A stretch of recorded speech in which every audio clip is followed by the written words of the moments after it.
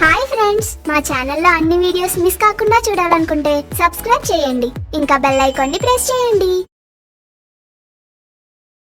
ఈరోజు మనం తెలుసుకోబోతున్న స్టోరీ దెయ్యం టార్చ్. తంజావూరులో చాందిని అనే ఒక మహిళ తన 3 పిల్లలతో కలిసి జీవిస్తూ ఉంటుంది. పెద్ద కూతురు పేరు నీహా, బీటెక్ 3rd ఇయర్ చదువుతూ ఉంటుంది. తన తమ్ముడు విఘ్నేష్ బీటెక్ 1st ఇయర్ చదువుతూ ఉంటాడు. ఇక చిన్న తమ్ముడు చింటూ 8th క్లాస్ చదువుతూ ఉంటాడు. చాందిని ఎంతో కష్టపడి తన పిల్లల్ని చదివిస్తూ ఉండేది. అయితే ఆమెకి ఒకరోజు సడన్గా హార్ట్అటాక్ వస్తుంది. దాంతో ఆమెని హాస్పిటల్కి తీసుకుని వెళ్తారు. ఆమె పరిస్థితి చాలా సీరియస్గా ఉంది. ఆమెకి హార్ట్లో ప్రాబ్లం ఉంది. ఆమెకు ఇంతకు ముందే ఇలా జరుగుతుందని హెచ్చరించాం. కానీ ఆమె ట్రీట్మెంట్ చేయించుకోలేదు. తను ఎన్నో రోజులు బ్రతకలేదు. ఇప్పుడు మేమేమీ చేయలేం, వీఆర్ సారీ అని డాక్టర్ అక్కడి నుంచి వెళ్ళిపోతాడు. అమ్మా, నీకు హార్ట్లో ప్రాబ్లం ఉందని మాకెందుకు చెప్పలేదమ్మా? నేను సంపాదించే డబ్బులు మిమ్మల్ని చదివించడానికే చాలడం లేదు. మరి అలాంటప్పుడు నేను వైద్యం చేసుకుంటే మనకి ఆ నెల ఎలా గడుస్తుంది చెప్పు?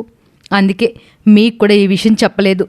ఇన్నాళ్ళు ఆ దేవుణ్ణి నీ చదువు అయ్యే వరకైనా నన్ను బ్రతికించమని కోరేదాన్ని. కానీ ఆ దేవుడు నన్ను ఇప్పుడే తన దగ్గరికి తీసుకెళ్ళిపోతున్నాడు. అమ్మా, నీకేం కాదమ్మా, నువ్వు అలా మాట్లాడుకు.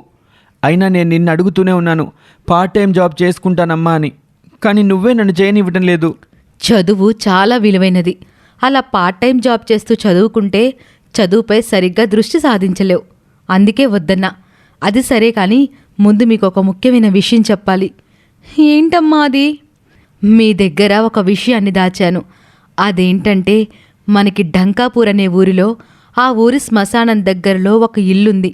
ఆ ఇల్లు ఎవరిదో కాదు, మా నాన్న సేతవర్మ ఇల్లు. మీరు వెంటనే అక్కడికి వెళ్ళి ఆ ఇంటిని నమ్మి డబ్బు తెచ్చుకోండి. కానీ ఆ ఇల్లు సాధారణ ఇల్లు కాదు. ఆ ఇంటి చుట్టూ అమ్మా, ఏమైందమ్మా? మాట్లాడమ్మా. వాళ్ళు వెంటనే వెళ్ళి డాక్టర్ని తీసుకుని వస్తారు. ఐఎమ్ సారీ, మీ అమ్మ చనిపోయింది. దాంతో వాళ్ళు చాలా బాధపడతారు. ఆమెకు తర్వాత చెయ్యాల్సిన కార్యక్రమాలన్నీ పూర్తి చేస్తారు. అక్క, అమ్మ మనతో ఆ ఇంటి గురించి ఎందుకు చెప్పలేదు ఇన్ని రోజులు? చనిపోయే ముందు మాత్రమే ఎందుకు చెప్పింది? అదే నాకు అర్థం కావట్లేదురా. అలానే చివర్లో ఏదో చెప్పడానికి ప్రయత్నించింది. అవునక్క, ఇప్పుడు మనం ఏం చేద్దాం? అయితే అప్పుడే అక్కడికి చింటూ వాళ్ళ టీచర్ వస్తుంది. అమ్మా, నేను చింటూ వాళ్ళ స్కూల్లో టీచర్ని. అవునండి, తెలుసు. ఆ రోజు తమ్ముడిని స్కూల్లో దింపేటప్పుడు మిమ్మల్ని చూశాను. ఎందుకు వచ్చారండి? ఏమీ లేదమ్మా, మీ అమ్మగారు ఈ మధ్య చనిపోయారని తెలిసింది. అయితే మాకు పిల్లలు లేరు. ఎవరినైనా దత్తత తీసుకుందాం అనుకుంటున్నాం.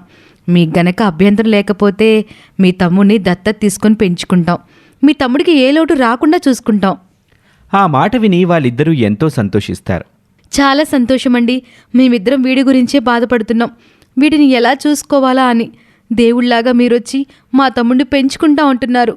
చాలా సంతోషం. అయితే రేపే వచ్చి పిల్లవాడిని తీసుకెళ్తాం అని అంతా మాట్లాడుకొని అక్కడి నుంచి వెళ్ళిపోతారు. మరుసటి రోజు చింటూకి అంతా వివరించి జాగ్రత్తలు చెప్పి వాళ్ళతో పంపిస్తారు. అక్క, వాళ్ళు మన చింటూని బాగా చూసుకుంటారంటావా? ఆవిడ చాలా మంచిదిరా. మన చింటుగాన్ని స్కూల్లో అందరికంటే బాగా చూసుకుంటుంది. అలాంటిది ఇప్పుడెంత బాగా చూసుకుంటుందో ఆలోచించు. పోనీలెక్క, వాడికైనా మంచి జీవితం దక్కింది అని వాళ్ళిద్దరూ కలిసి వాళ్ళమ్మ చెప్పిన ఢంకాపూర్కి బయలుదేరుతారు. కాసేపటికి అక్కడికి చేరుకుంటారు. ఆ ఊరి శ్మశానం వైపుగా వెళ్తూ ఉంటారు. కొంతసేపటికి వాళ్ళకి దూరంగా ఒక పాతబడిన ఇల్లు కనిపిస్తుంది. అక్క, ఆ ఇల్లే అనుకుంటా. అయితే అప్పుడే వాళ్ళని ఒక ముసలావిడ చూస్తుంది. ఎవరమ్మా మీరు? నేను సేతవర్మ మనవరాల్ని. వీడు నా తమ్ముడు. మా తాతయ్య ఇంటిని వెతుక్కుంటూ వచ్చాం. మీరు చాందిని పిల్లలా? అవును. మీకు మా అమ్మ తెలుసా? ఎందుకు తెలీదు? మీ అమ్మ పుట్టి పెరిగింది ఇక్కడే కదా. అవునా? అయితే ఆ పాతబడిన ఇల్లేనా మా తాతగారిల్లు? అవును. కానీ మీరు అక్కడికి వెళ్ళకూడదు. ఎందుకని? మీ అమ్మ చెప్పలేదా ఆ ఇంట్లో దెయ్యాలుంటాయని? మీరు వెళ్తే చంపుకు తినేస్తాయి. ఏంటి, దెయ్యాలా? అసలు మీరేమంటున్నారు మా అమ్మ? ఈ రోజుల్లో దెయ్యాలా? అవును, నేను చెప్పేది నిజమయ్యా. నా మాట వినండి. మా అమ్మ దెయ్యం ఉన్నా భూతం ఉన్నా మేము ఆ ఇంటికి వెళ్ళి తీరాలి. మాకు వేరే దారి లేదు. అని ఆ ముసలమ్మ మాట పట్టించుకోకుండా అక్కడి నుంచి వెళ్ళిపోతారు. ఆ శ్మశానం మధ్యలో చుట్టూ సమాధులు ఉన్న దారిలో వెళ్తూ ఉంటారు.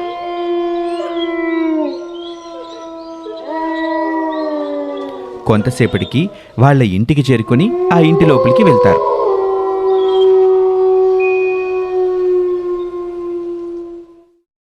ఇల్లంతా బూజుపట్టి ఉంటుంది.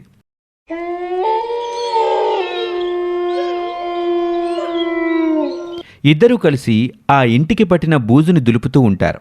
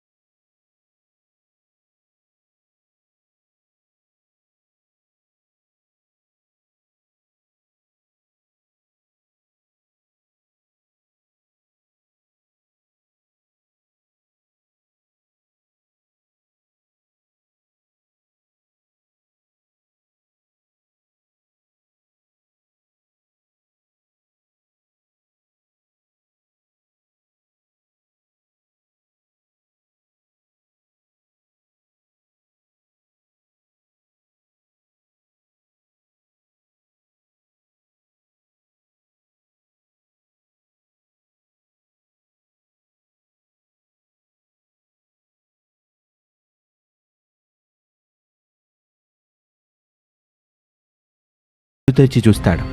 అలా చూసేసరికి పైన ఒక దెయ్యం కనిపిస్తుంది. వామో, దెయ్యం!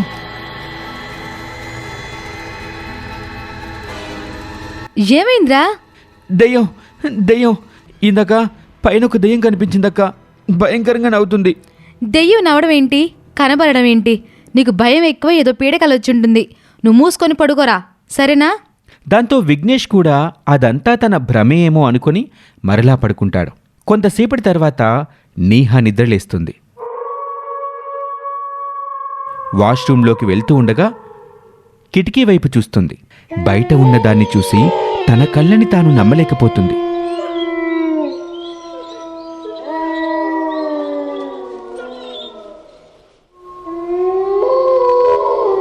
బయట దయ్యాలు తిరుగుతూ ఉంటాయి. వెంటనే విఘ్నేష్ని నిద్రలేపుతుంది. కిటికీ దగ్గరకు తీసుకెళ్లి చూపిస్తుంది. నీకిందాకే చెప్పాను, నాకు దెయ్యం కనిపించిందక్క అని. నువ్వే నమ్మలేదు. ఇప్పుడేం చేద్దాం? ఇప్పుడు కానీ బయటికి వెళ్తే మన సంగతి అంతే. పొద్దున్నయ్యాక బయటికి వెళ్ళిపోదాం అని ఆ ఇంట్లోనే రాత్రంతా బిక్కుబిక్కుమంటూ ఉంటారు. కాసేపటికి తెల్లవారుతుంది. కిటికీ దగ్గరికి వెళ్ళి చూస్తారు. అక్కడ వాళ్ళకి ఎటువంటి దెయ్యాలు కనిపించవు. దాంతో ఊపిరి పీల్చుకుంటారు. పదక్క, వెంటనే వెళ్ళిపోదాం. నిన్న దారిలో కనిపించిందే, ఆ ముసలమ్మ దగ్గరికి వెళ్దాం అని వాళ్ళిద్దరూ బయటకు వెళ్తారు. బయటకు రాగానే ఆ ముసలమ్మ చనిపోయి ఉంటుంది. అది చూసి వాళ్ళిద్దరూ ఎంతో భయపడిపోతారు. ఏంటక్క ఇది? ఈ మా అమ్మని ఎవరు చంపేసుంటారు? పద, ఇక మనం ఇక్కడ ఒక్క క్షణం కూడా ఉండకూడదు. ఇప్పుడే వెళ్ళిపోదాం అని వాళ్ళు అక్కడి నుంచి వెళ్ళిపోతారు.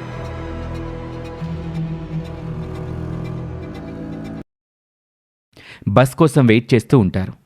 కొంతసేపటికి అక్కడికి పోలీసులు వస్తారు. పదండి పోలీస్ స్టేషన్కి అని వాళ్ళని పోలీస్ స్టేషన్కి తీసుకుని వెళ్తారు. ఆ ముసలమ్మని మీరు ఎందుకు చంపారు? మేం చంపలేదు సార్. మరి ఇంకెవరు చంపారు? మీరు నిన్న ఆ ఇంటికి వెళ్ళారు. వెళ్లే ముందు ఆ ముసలమ్మతో ఏదో మాట్లాడారు. ఇప్పుడేమో ఊరి నుంచి పారిపోవడానికి ప్రయత్నించారు. అసలు మీరు అక్కడికి ఎందుకు వెళ్ళారు? అది కాదు సార్ అంటూ విఘ్నేష్ జరిగిందంతా పోలీస్కి చెప్తాడు. ఏంటి, దెయ్యాలా? మీ కళ్ళకు నేను ఎలా కనిపిస్తున్నాను? సార్, వాళ్ళు చెప్పేది నిజమే సార్. ఆ ఇంట్లో నిజంగానే దెయ్యాలున్నాయి. ఇంతకు ముందు కూడా ఆ ఇంటి దగ్గర ఎన్నో హత్యలు జరిగాయి. మీరు కొత్తగా ఇక్కడికి వచ్చారు కాబట్టి మీకు ఇదంతా తెలీదు. ఏవి ఆ ఫైల్స్ తీసుకురా. కానిస్టేబుల్ వెంటనే ఆ ఫైల్స్ని తీసుకొని వచ్చి ఇస్తాడు. ఎస్ఐ వాటన్నింటినీ చదివి, సరే ఈరోజు చీకటి పడే ముందు ఆ ఇంటికి వెళ్దాం. ఆ దెయ్యాలు నిజంగా ఉన్నాయో లేదో చూస్తాను. సార్ ఆ ఇంటికి వెళ్ళదు సార్, ఆ దెయ్యాలు మనల్ని చంపేస్తాయి. అక్కడ దెయ్యాలు కనిపిస్తే మిమ్మల్ని వదిలేస్తా, లేదంటే మీ అంతు చూస్తా. రవివర్మ అనే వ్యక్తి జైలు నుంచి బయటికొస్తాడు. చాందిని వాళ్ళుండే ఇంటికి వెళ్తాడు. చాందిని గురించి చుట్టుపక్కల వాళ్ళని అడుగుతాడు. వాళ్ళు చాందిని చనిపోయిందని, పిల్లలు ఢంకాపూర్ అనే ఊరికి వెళ్లారని చెప్తారు. దాంతో రవివర్మ కూడా అక్కడి నుంచి ఢంకాపూర్కి బయలుదేరతాడు. అతను వెళ్ళేసరికి సాయంత్రం అవుతుంది. ఆ ఊరి వాళ్ళు రవివర్మని చూసి ఆశ్చర్యపోతారు. అతను రవివర్మ కదా, జైలు నుంచి బయటికి ఎప్పుడొచ్చాడు? రవివర్మ నేరుగా ఆ ఇంటి లోపలికి వెళ్తాడు.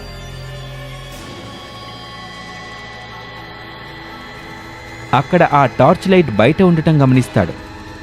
ఓరి దేవుడా, ఎంత పని జరిగింది! మరో పక్కన ఎస్ఐతో కలిసి వాళ్ళక్కడికి బయలుదేరతారు. కాసేపటికి ఆ ఇంటికి చేరుకుంటారు. లోపలికి వెళ్ళి చూస్తే వాళ్ళు చెప్పిన టార్చ్ లైట్ అక్కడ ఉండదు. ఆ టార్చ్ ఏది? నిన్న ఆఫ్ చేసి ఇక్కడే పెట్టాను సార్. అప్పుడే వాళ్ళకి కొన్ని అడుగుల శబ్దాలు వినిపిస్తాయి. ఎస్ఐ శివరాం తన గన్ని చేత్తో పట్టుకుంటాడు. ఎవరు నువ్వు? ముందుకు కదిలావంటే కాల్చిపడేస్తాను. భయపడకండి, నేనేమీ దెయ్యం కాదు.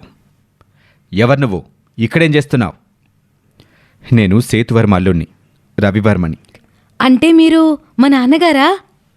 అవునమ్మా, మా నాన్న చనిపోయాడని మా అమ్మ చెప్పిందే. నేనేమీ చనిపోలేదు. అసలేం జరిగిందంటే అంటూ రవివర్మ తన గతాన్ని చెప్పటం మొదలు పెడతాడు. కొన్ని సంవత్సరాల క్రితం సేతువర్మ కూతురు చాందినికి తన మేనల్లుడు రవివర్మతో పెళ్లి జరుగుతుంది. వాళ్ళు చాలా సంతోషంగా ఉండేవాళ్ళు. కానీ సేతువర్మ ఒక భూతవైద్యుడు. చుట్టుపక్కల ఊర్లలో దెయ్యాలు పడుతూ ఉండేవాడు. ఊరివాళ్ళు అతన్ని ఆ వీధిలో ఉండకూడదు అనటంతో ఆ ఊరి శ్మశానంలో ఒక ఇంటిని కట్టుకుంటాడు. అయితే చిన్నప్పటినుంచి రవివర్మ తన మామయ్య సేతువర్మతో పెరగటం వల్ల అతడు కూడా ఎన్నో క్షుద్రశక్తులు, తంత్రశక్తులు నేర్చుకుంటాడు. కానీ చాందినితో పెళ్ళవటంతో మామయ్యతో కాకుండా చాందినితో కలిసి ఉండేవాడు.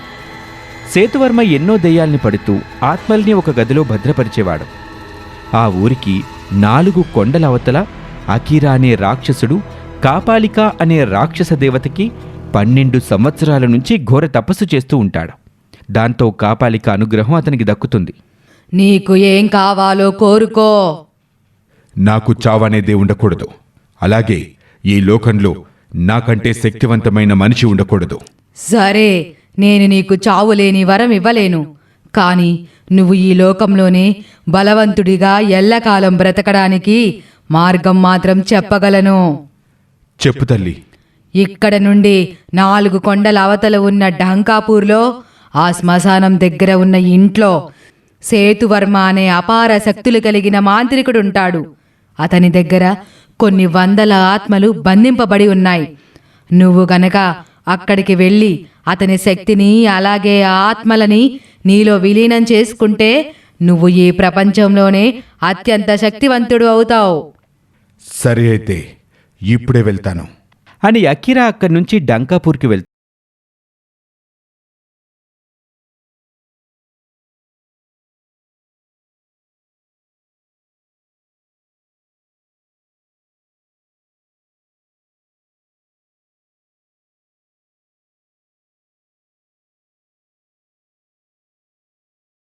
రవివర్మకి ఇలా కలొస్తుంది.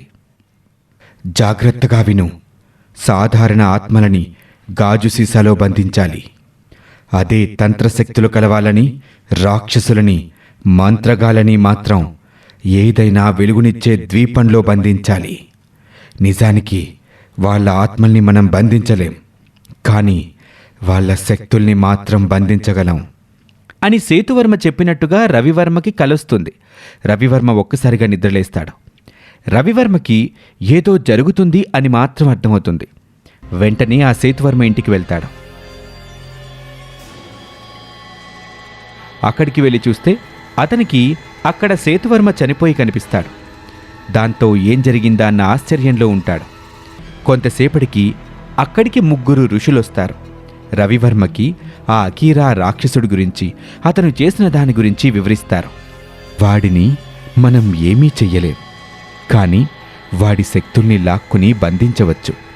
కానీ పుట్టి 3 మాసాలు కూడా పూర్తి కాని ఒక పసిబిడ్డని బలివ్వాలి. అది ఒక్కటే మార్గం, లేకపోతే వాడు లోకంలోని అందరినీ నాశనం చేస్తాడు. అయితే రవివర్మకి కొన్ని రోజుల క్రితమే 2 కవలపిల్లలు పుడతారు. రవివర్మ బాగా ఆలోచించి తన ఇంటికి వెళ్ళి తన కొడుకుని గుట్టుచప్పుడు కాకుండా తీసుకొచ్చి బలిస్తాడు. అసలేం జరుగుతుంది? నా శక్తులు ఎవరో లాగేస్తున్నారు. ఆ రాక్షసుని శక్తుల్ని ఆ టార్చ్ లైట్లోకి రప్పిస్తాడు. అయితే వీళ్ళందరూ ఆ అకీరా అక్కడికి రాకుండా మంత్రవలయాన్ని సృష్టిస్తారు. ఆ అకీరా ఎంత ప్రయత్నించినా లోపలికి రాలేకపోతాడు. ఆ అకీరా బయట వాళ్ళందరి కోసం కోపంతో వేచి చూస్తూ ఉంటాడు. వీళ్ళంతా కలిసి ఆ టార్చ్ లైట్ని ఒక పెట్టెలో పెట్టి గదికి తాళం వేసి భద్రపరుస్తారు. ఆ రుచులు అక్కడి నుంచి మాయమైపోతారు. ఇక తెల్లవారుతుంది. ఊరి వాళ్ళంతా రాత్రిపూట రవివర్మ ఒక చిన్నపిల్లవాణ్ణి తీసుకుని వెళ్ళటం చూశాము అని చెప్పడంతో పోలీసులు రవివర్మని అరెస్ట్ చేసి తీసుకెళ్ళిపోతారు. తన కన్న కొడుకుని భర్త అలా చంపడంతో చాందిని తట్టుకోలేకపోతుంది. తన 3 పిల్లల్ని తీసుకుని అక్కడి నుంచి చాందిని వెళ్ళిపోతుంది. ఇక రవివర్మ గతాన్ని చెప్పటం పూర్తి చేస్తాడు. అదయ్యా జరిగింది. నేనిప్పుడే బయటికి వెళ్తాను. మీరు నేను చెప్పినప్పుడు టార్చ్ ఆన్ చేయండి. ఇన్ని సంవత్సరాలు అతని దగ్గర శక్తులు లేకపోవటం వల్ల వాడి దేహం నశించిపోయి ఉంటుంది. కాబట్టి వాణ్ణి నా శక్తులతో అంతం చేస్తాను అని రవివర్మ బయటికి వెళ్ళి పూజలు చేస్తూ ఉంటాడు.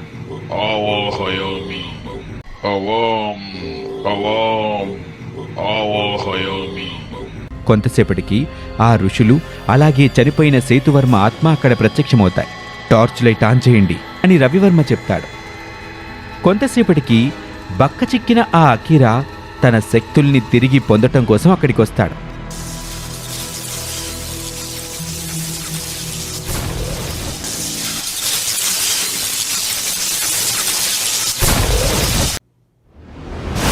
వాళ్ళందరూ కలిసి అకీరాని అంతం చేస్తారు.